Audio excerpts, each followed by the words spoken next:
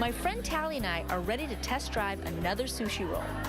This time, it's a sweet blend of crab, avocado, and mango. Thank you. That looks good, right? So excited.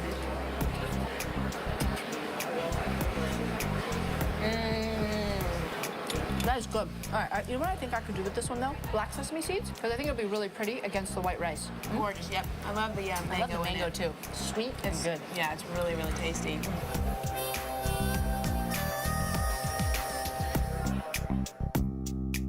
I'm gonna cut my mango in just small, thin slices that we're gonna use in the roll. So I'm also gonna use some avocado. And you don't need very much in this.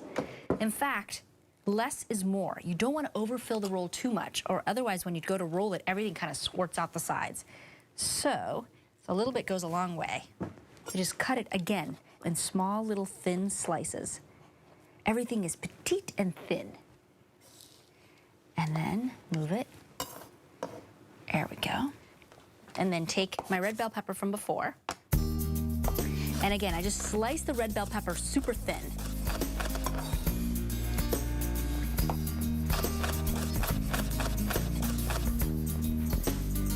All right, so we got our veggies down. Now let's grab some crab.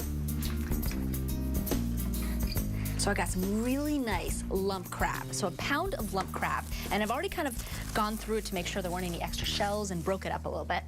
So a little bit of mayonnaise. It's funny how much mayonnaise you actually end up using. So about a quarter cup of mayo. That's about right.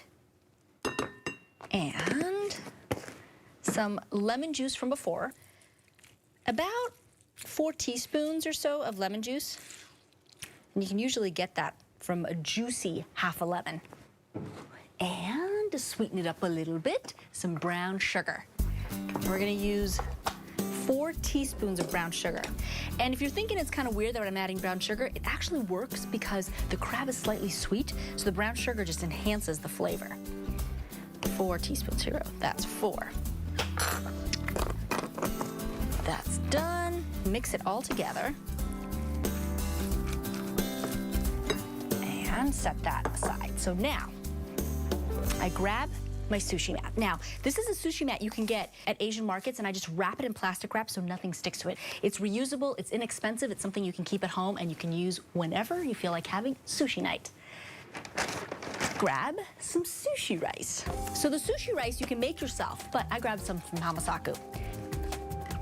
It's easy enough to make, but it takes a while and you gotta get the right proportions of vinegar.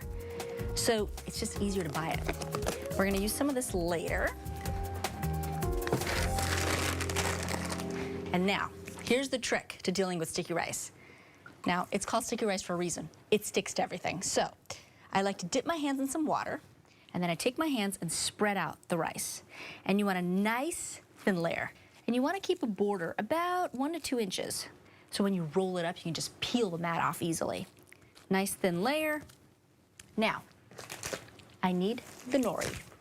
So nori is just seaweed, so it's a sheet of seaweed. Again, something you get at an Asian market, but these days you can find it at your local grocery store. So that goes right on top, and now some crab. So I take about a spoonful of crab, and you know what, when you're making sushi, you kind of have to use your hands. So that's good. And then spread it out, so lower half. Now, we're gonna do about 4 slices of mango right on top. And I love it, the sweet mango, then the buttery avocado. Let's start with 2 slices of avocado, just like that. And then we'll put another 2. And you just want to put the avocado kind of bumping up against the mango.